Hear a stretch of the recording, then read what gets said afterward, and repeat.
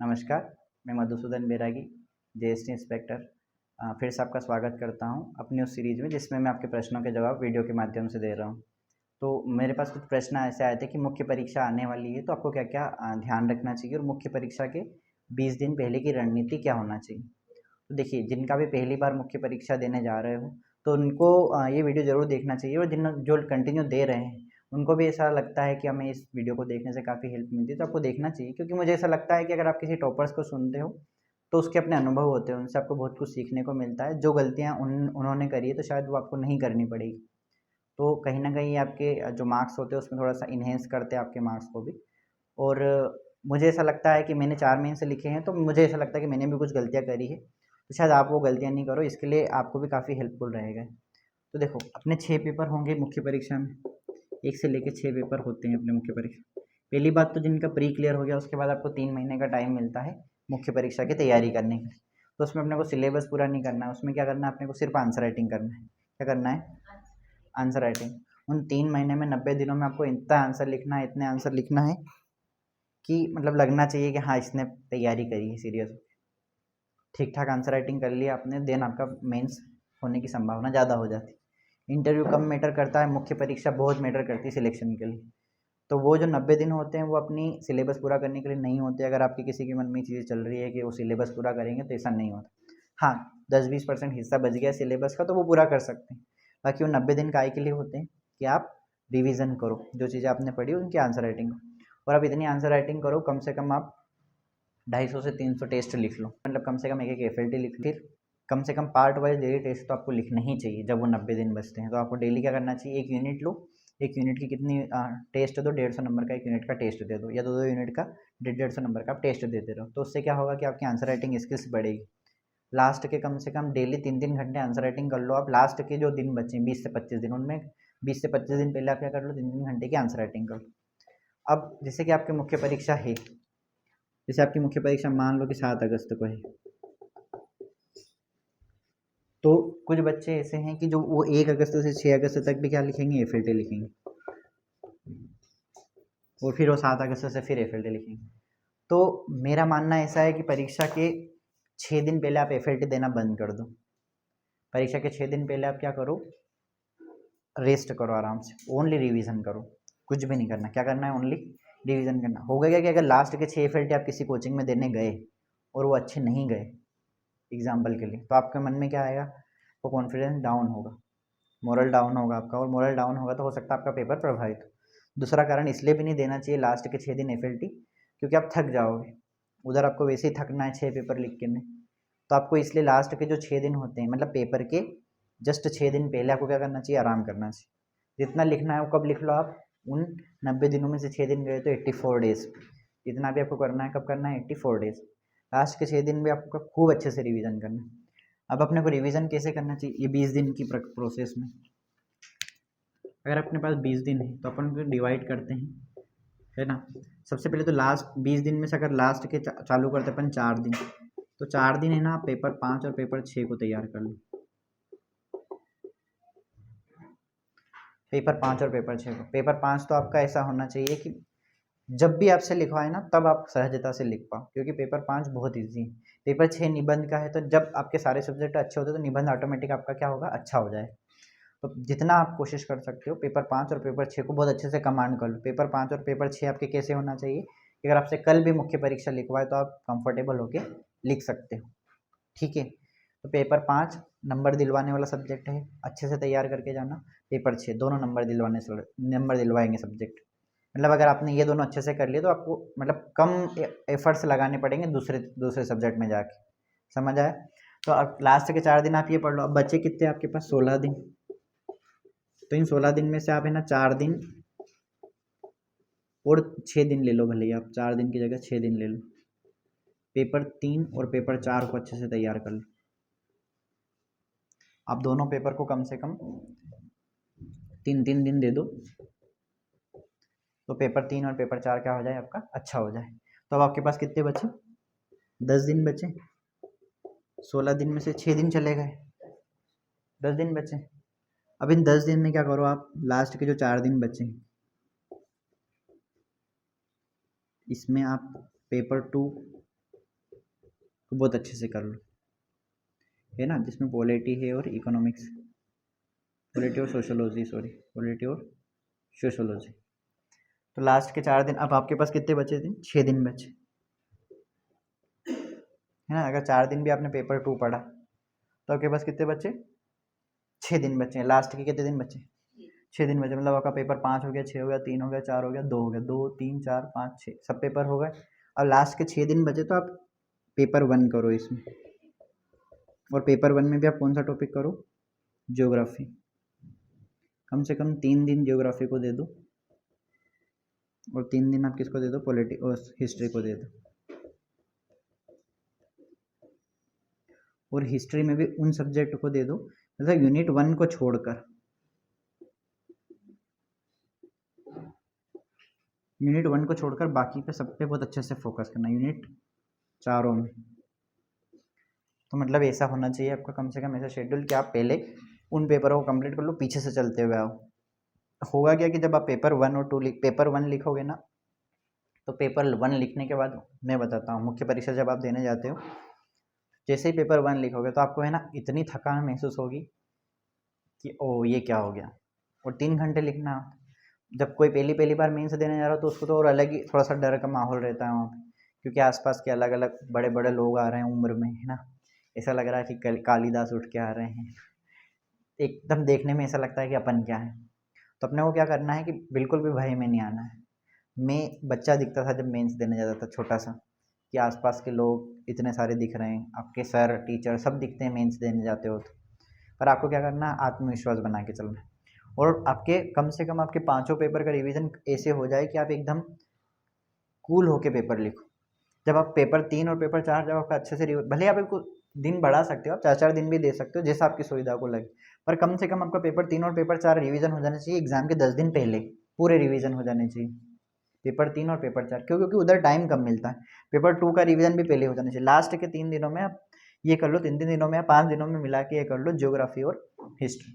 तो आपकी लास्ट की रणनीति कुछ कुछ पढ़ने की ऐसी होनी चाहिए। इतना करने के बाद अब मुख्य परीक्षा देने जा रहे हो तो कौन से पेपर को कैसे हैंडल करना चाहिए अपन उसको अलग से देख लेते हैं अभी। तो देखो, इतना हो गया, किसी कोई दिक्कत? कर लोगे आप? मतलब बहुत आंसर राइटिंग बहुत ज़रूरी है उन 90 दिनों में। उन 90 दिनों में आप 6 दिन भले आराम करो, जब पेपर देने जा रहे हो उसके पहले एफएलटी फेफएलटी सब पहले ले। युद्ध की तैयारी कब हो जाती है? पहले ही हो जाती है। युद्ध तो सिर्फ रिजल्ट होता है ना। तो वो आपका रिजल्ट ही तय करेगा, मतलब आपने पहले कितनी प्रैक्टिस करी। आपने 6 पेपर होते हैं, है ना। तो पहले तो आप मुख्य परीक्षा देने जा रहे हो,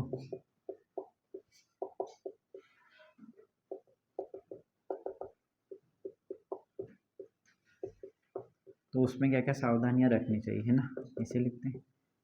चलो, सबसे पहले तो नंबर 1 कि जब भी आप मुख्य परीक्षा देने जा रहे हो, कोई कोई बच्चा पहले प्रयास में मुख्य परीक्षा देने चला जाता है, जैसे मैं भी गया था। तो किसी की धौंस में नहीं आना है, जीवन में कभी भी किसी की धौंस में नहीं आना है कि कोई आपसे, आप क्या समझो कि अरे यार ये तो मतलब बल्लम खाए और अपन तो कुछ भी नहीं। वो भाव कभी भी नहीं आना चाहिए। जब आप किसी भी पेपर को देने जा रहे हो, चाहे प्री हो या मेंस हो, अपने आप पे क्या रखोगे कि मैंने जो पढ़ा है बहुत अच्छा पढ़ा है, तो जो भी होगा अच्छा होगा, और मुझे अंतर मन से विश्वास है कि मेरा हो जाएगा। बिल्कुल पॉजिटिव रहना है। तो सबसे पहले तो क्या रहना है कि आत्मविश्वास से भरे रहना है, क्योंकि जिसका आत्मविश्वास होगा ना, तो होता क्या है कि जैसे आप पेपर देने गए हो, तो अगर आप में आत्मविश्वास नहीं है तो जो क्वेश्चन आता रहेगा ना वो भी दिमाग से उड़ जाएगा, क्योंकि आपके मन में क्या बैठ गया? डर बैठ गया, पेपर फोबिया हो गया आपको। पेपर देखते क्या हो गया? डर लगने लगा, कांपने लग गया हाथ। बिल्कुल भी नहीं कांपने देना है। कल को आप प्रशासन संभालोगे तो क्या आप एक पेपर का प्रेशर नहीं हैंडल कर सकते? और प्रेशर कहाँ आना है? आपको कोई पकड़ के देख थोड़ी रहा कि आप क्या लिख रहे हो पेपर में, है ना। वो तो आपसे पेपर दे दिया, आपको लिखना है, आपको जो लिखना है वो लिखो। तो बिल्कुल भी डरना नहीं, पेपर को बड़े आत्मविश्वास के साथ देना है, और अंतर मन में क्या रखना है कि मेरा हो जाएगा। बहुत छोटी बात है लेकिन बहुत बड़ा रोल प्ले करती है। जब आप अंतर मन से रखोगे कि मेरा हो जाएगा, तो दिन हो जाएगा। तो एक तो आत्मविश्वास। दूसरा है कि फालतू किसी से बातें नहीं करें,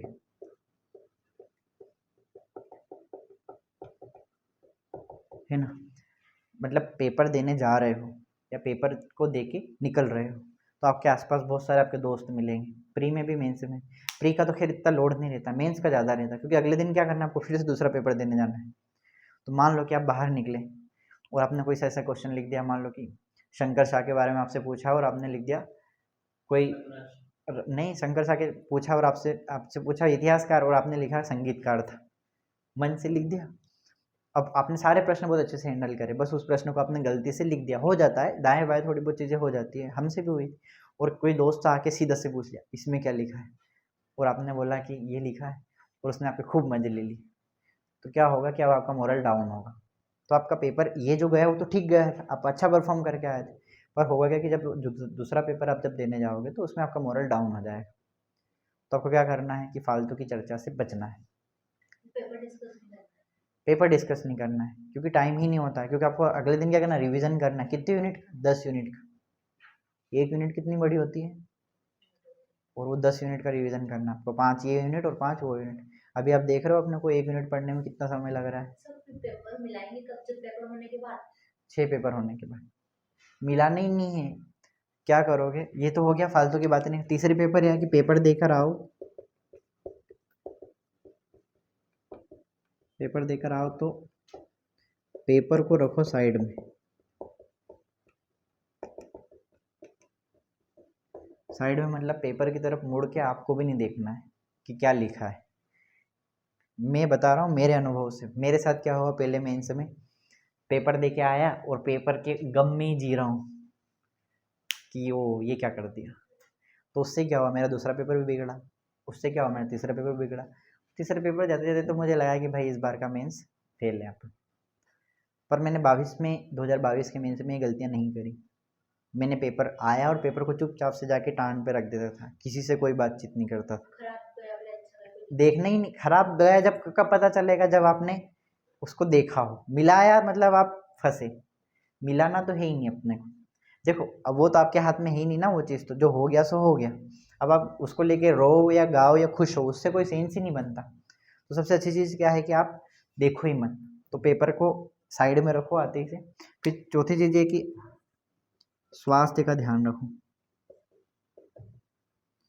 मैंने ऐसे कई लोगों को सुना है जब भी मेंस आती है और बीमार हो जाते, और बोल रहे बुखार आ रहा है, बोतल चढ़ रही है, खूब तैयारी उस बंदे या बंदी की, पर क्या हो गया आखिरी टाइम पे बुखार या ये हो गया। वर्षा का टाइम होता है, बरसात का टाइम है, अभी अगस्त सितंबर में मेंस होने की। आप प्रॉपर मतलब हाइजीन मेंटेन रखो, खाना भी ऐसा मत खाओ जिससे आपको मतलब तबीयत खराब हो जाए। तीसरी चीज़ की पानी भी जो बरसात का जो आता है प्राय ऐसा देखने को आता है कि वो उससे वायरल हो जाता है। और फिर चौथी चीज़ कि आप खाना बहुत अच्छा लो, फालतू के खाने से बचना चाहिए मेंस के टाइमिंग।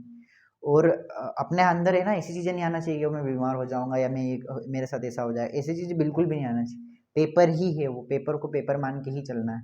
अगर पेपर को आप बहुत बड़ी चीज़ मान के चलोगे तो दिक्कत देगी। तो अगर आपको स्वास्थ्य का ध्यान भी बहुत अच्छे से रखना है, और एक चीज़ अच्छा है कि नींद पूरी लो,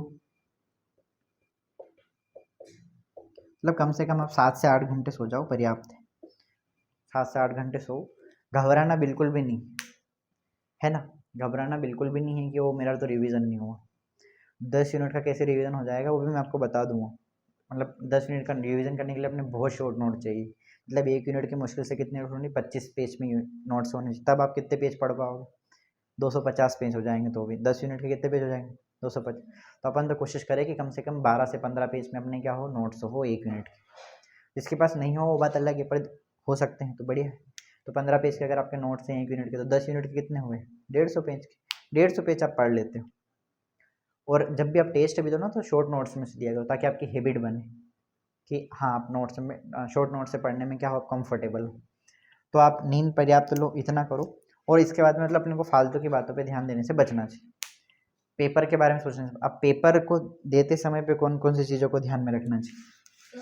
हाँ, पेपर दे के आते हो जो बीच का टाइम होता है, उस टाइम में क्या बीच का टाइम, पेपर दे के आए, हाँ उसके बाद जो बीच का टाइम बचता है, हाँ पेपर दे के आए हो आप, जैसे कि जैसे 10 से 1 का टाइम रहता है पेपर का, तो आपको 1 से 1:30 तो आपको घर पहुंचने में लग जाता है। 1:30 तो आपको घर जाते जाते बज गई 1:30 तो। फिर 1:30 के बाद में, हाँ 1:30 बजे के बाद में आप बढ़िया 1 आध घंटे सो, क्योंकि आप थक के आए हो, पेपर दे के आए। तो 1:30 से 2 2:30 बजे तक आप सो जाओ।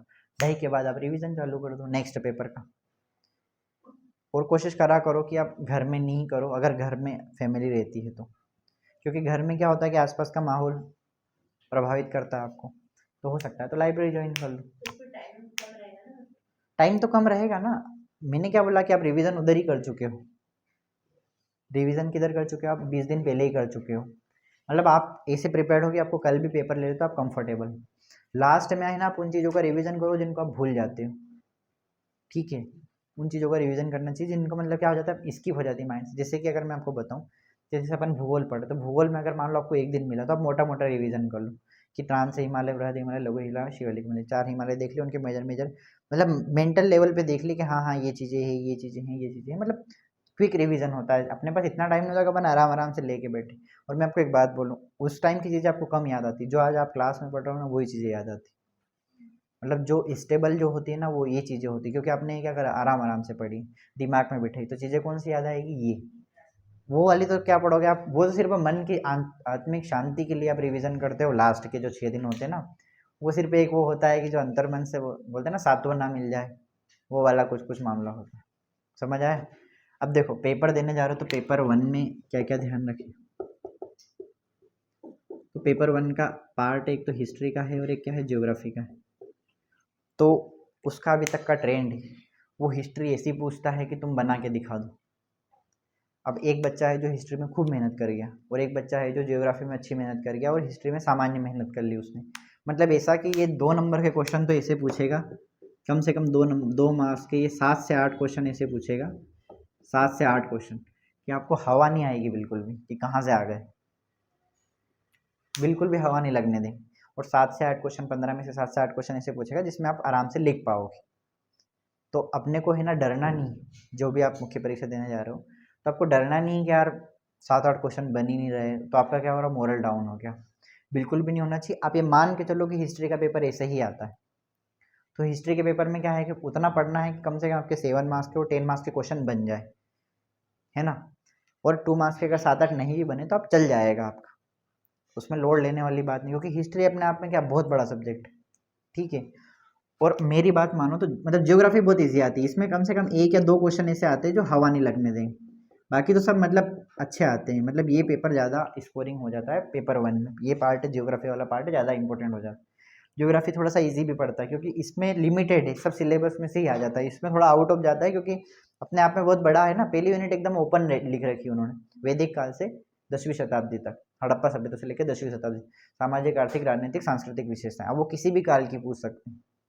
और यहाँ क्या एक लिमिटेड है कि आपको ये चीज़ें दी है तो इनमें से ही आएगा, ठीक है। तो मेरी बात मानो तो आपको कम से कम ये पेपर को हल करने के लिए ऐसे उठाना चाहिए कि आपके पास 1.5 घंटे मतलब टोटल 3 आवर्स होते हैं आपके पास में। तो आप पहले है ना पार्ट बी उठाओ। तो पार्ट बी में आप पहले करो ज्योग्राफी। पहले क्या करना चाहिए आपको, ज्योग्राफी, मतलब पहले हिस्ट्री नहीं उठाना चाहिए, पहले किसको उठाना चाहिए, ज्योग्राफी को, क्योंकि ज्योग्राफी क्या है, स्कोरिंग सब्जेक्ट। और इस ज्योग्राफी को आपको 1 घंटे 20 मिनट में लिखना चाहिए। कितने घंटे में, 1 घंटे 20 मिनट, क्योंकि आपके पास 3 घंटे का टाइम, 1 घंटे 20 मिनट में आपको क्या करना चाहिए, ज्योग्राफी लिख के खत्म कर लेना चाहिए। आपके माइंड में बिल्कुल क्लियर होना चाहिए घड़ी की तरफ देख के कि मेरे को 1 घंटे 20 मिनट में क्या करना है, 150 नंबर का पूरा कवर करके जाना है। क्योंकि उधर क्या होगा कि जब आप 1.5 घंटे लिख लेते हो तो उधर आपके क्या होते हैं, हाथ दुखने लग जाते हैं। पहला पेपर है ना, हाथ दुखने लग जाते हैं, तो आपके पास उधर कितना, हिस्ट्री के लिए कितना टाइम बचेगा, 1 घंटे 40 मिनट। हिस्ट्री में थोड़ा टाइम लग जाता है लिखने में। मैंने 2021 के मेंस में क्या करा कि 2 घंटे तक हिस्ट्री लिखी, और 2022 के मेंस में मैंने ये गलती करी कि 2 घंटे तक हिस्ट्री लिखी। हिस्ट्री को लिखने में मैंने ज़्यादा टाइम लगा दिया, और मेरा इसकी वजह से क्या हुआ, ज्योग्राफी का पोर्शन छूट गया। जबकि ज्योग्राफी मुझे आती थी, फिर भी मेरा क्या हो गया, छूट गया। और छूट गया तो फिर वो चीज़ें बाद में दुख देती। तो 21 के मेन से मैंने क्या गलती करी पता है, जैसे मेरा इतिहास का पेपर बिगड़ा तो मेरा मोरल डाउन हो गया कि अब बिगड़ गया। तो मेरे मन में क्या चलता रहा, आसपास के लोगों से मैंने पूछ लिया, और घर जाके मैंने पेपर मिला लिया कि इसका ये लिख दिया, उसका ये वो लिख दिया, गलत सलत लिख दिया 2 दिन की। तो मेरा मोरल क्या होगा, दूसरे पेपर में जाके डाउन हो गया। मेरे को आज भी याद है वो चीज़ कि दूसरे पेपर में जाके ना मेरी पेन ही रोक ली मैंने कि अब अपना सिलेक्शन नहीं होना है, एकदम सरेंडर कर दिया। क्यों, क्योंकि मेरे पहले पेपर का डर मेरे को खा गया। तो मैंने उस मेंस में क्या सीखा, मैंने उस मेंस में सीखा कि अपने को डरना नहीं है। अगर आपका कोई खास पेपर बिगड़ भी जाता है, आपको 6 पेपर तक ही मतलब टेस्ट मैच खेलना है, अच्छे से खेलना है। 6 पेपर तक, आखिरी तक आपको जज नहीं करना है खुद को कि आपका पेपर कैसा गया। अगर आप जज करोगे तो आप फंसोगे। अच्छा भी नहीं करना है, बुरा भी नहीं करना। आपको क्या करना है, न्यूट्रल होकर पेपर को देना है। जो होगा सब उसके हाथ में, अपने को उसकी टेंशन नहीं लेना। अपने को क्या करना, सिर्फ पेपर दे के आना है। तो आप एक हाँ पहले कौन सा क्वेश्चन करना है 10 मार्क्स में जो आते 10 हैं मार्क्स के नहीं, सीक्वेंस से ही चलोगे। आपके पास इतना टाइम नहीं रहता है कि आप उधर देख के आ गए फिर इधर देख के आ गए, बिल्कुल भी नहीं। आपको ऑटोमेटिक हैबिट बन जाएगी कि आप सीक्वेंस से ही हल करके जाओ। फिर जो आते हैं वो क्वेश्चन छूट जाएंगे फिर। छूटेंगे ही नहीं। तुमको ऐसा तो हो ही नहीं सकता कि जो नहीं आएंगी। मुख्य परीक्षा की एक खास, जो नहीं आएंगे वो तो बिल्कुल नहीं आएंगे, बिल्कुल छोड़ना ही। पर 7 मार्क्स के क्वेश्चन ऐसे आते हैं कि आप कुछ भी उसमें डेटा डाल सकते हो। अगर थोड़ा बहुत अगर आपने पूरा विषय पढ़ लिया है तो सामान्य चीज़ें तो आप डाल सकते हो उसकी। जैसे मैं एग्जाम्पल के लिए कि आपको थोड़ा सा भी याद है कि आपको नीलगिरी की पहाड़ियाँ मैंने पढ़ाई, आपको थोड़ा सा पता है कि कहाँ है वो, इन दोनों की सीमा पे, तमिलनाडु और केरल और थोड़ा सा कर्नाटक के आसपास, इन सीमा पे है। ठीक, अब आपको मैंने इतना ही पढ़ाया है और वो पूछ लिया उसने 10 मार्क्स, 10 मार्क्स में पूछ लिया, और मैंने आपको पढ़ाया था मुश्किल से 5 लाइन, तो आप उसको एक्सटेंड कर सकते हो, बढ़ा सकते हो, लिख लग सोच सोच के, सोच सोच के।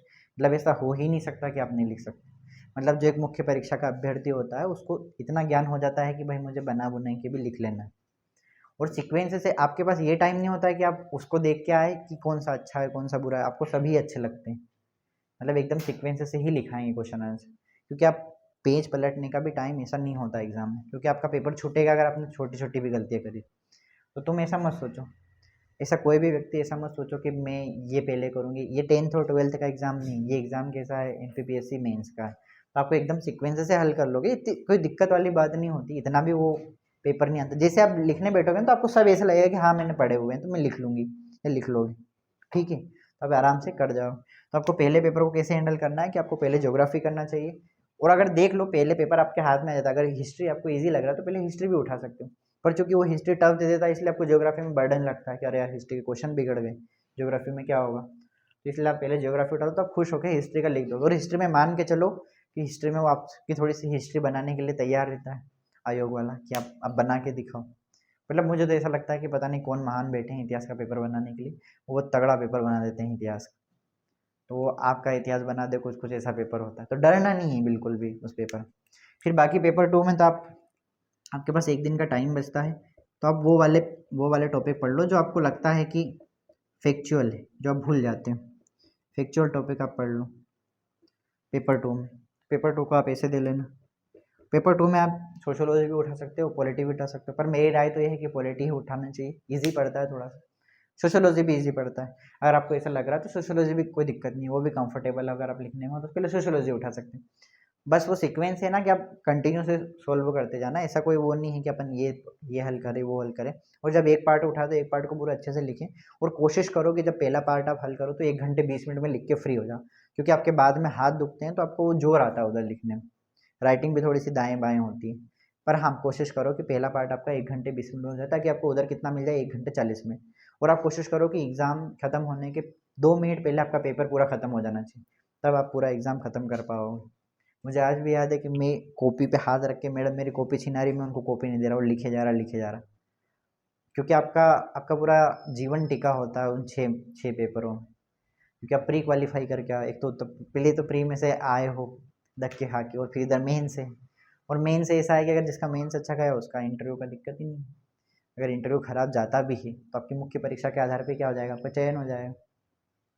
मेंस उसी का अच्छा होगा जिसने प्रॉपर स्ट्रेटजी के साथ इसे किया है। फिर पेपर 2 को आपको कोई सा भी सब्जेक्ट उठा लेना है। पेपर 3 में तो ऐसा है कि पूरा इकट्ठा, अब तो खैर पार्ट बना दिए उनने, तो पेपर 3 में भी आपके पास दोनों पार्ट होते हैं, या तो पार्ट ए या पार्ट बी, जो भी आपको कंफर्टेबल लगे वो उठा सकते। तो इस बीच में वही टॉपिक रिवीजन करना है जो आपको लगता है कि एकदम भुलाते हैं। जैसे अगर आप उधर में इथिक्स में जाओगे आप, तो मनोचिकित्सा वाले जो टॉपिक है वो भुला जाते हैं, वो थोड़े से टफ पड़ते हैं। जैसे पेपर 3 में जाओगे तो आप ये जो ऋतुचर्या है, दिनचर्या है, इनके जो जो कठिन कठिन नाम है, अब उनको थोड़ा सा एक बार देख के चले जाना 20 पेपर में, तो वो आपको काम आ जाए। जो योजना है उनके ईयर देखते हुए चले जाना। तो जो जो फैक्चुअल चीज़ें हैं उनका आप रिवीजन कर सकते हो। इन 6 पेपरों में यही ध्यान रखना है आपको, मेन तो एक तो पेशेंस बना के चलना है कि कोई भी पेपर में अगर थोड़ा बहुत ऊपर नीचे हो भी जाता है तो आप ये मान के चलना है कि मैं नेक्स्ट पेपर में कवर कर लूँगा। अगर थोड़ा बहुत आपको लगता भी है कि पेपर ठीक नहीं गया तो आप क्या सोचोगे, नेक्स्ट पेपर में कवर कर लूँगा। क्योंकि अगर आप आधे नंबर भी लेके आ जाते हो 300 में से 150 भी, तो आपका सिलेक्शन हो जाता है। हर पेपर में आप आधे आधे नंबर भी लाते हो तो आपका मेन मतलब इंटरव्यू कॉल तो पक्का है। तो आपको इतना करके चलना है कि 6 पेपर तक कंटिन्यू अपने आत्मविश्वास के साथ बना के चलना है। घबराना बिल्कुल भी नहीं है, फालतू की किसी से उलझन नहीं करना है। परीक्षा हाल में भी सावधानियाँ रखना है कि अपन हाँ, एक चीज़ और ये भी है कि परीक्षा हॉल जब आप देने जा रहे हो तो आस-पास मेरे साथ एक बार ऐसा हुआ था कि मेरे हॉल में एक लड़का गिर गया था बेहोश होके। तो अपने को उन चीज़ों पे भी ध्यान नहीं देना है। अपना अपना फ़ोकस किस पे होना चाहिए पूर्ण रूप से? परीक्षा पे, क्योंकि अगर आप थोड़ा-सा भी लेट होते हो ना तो आपका पेपर छूट जाएगा। मतलब अगर आपका 1 सेकंड की भी गलती करते हो तो आपका पेपर छूटता है। और जितनी ज़्यादा कोशिश हो सके थोड़ा आंसर राइटिंग स्पीड से होनी चाहिए आपकी। और जितना जिसका रिवीजन रहेगा उसमें आंसर राइटिंग की क्षमता उतनी ज़्यादा आ जाती है, क्योंकि तुरंत लिखना है वहाँ पे, थोड़ी देर में आपको सारी चीज़ें क्या करना है, उतारना है। तो आप इतना करोगे तो आपका मुख्य परीक्षा बहुत अच्छी जाएगी।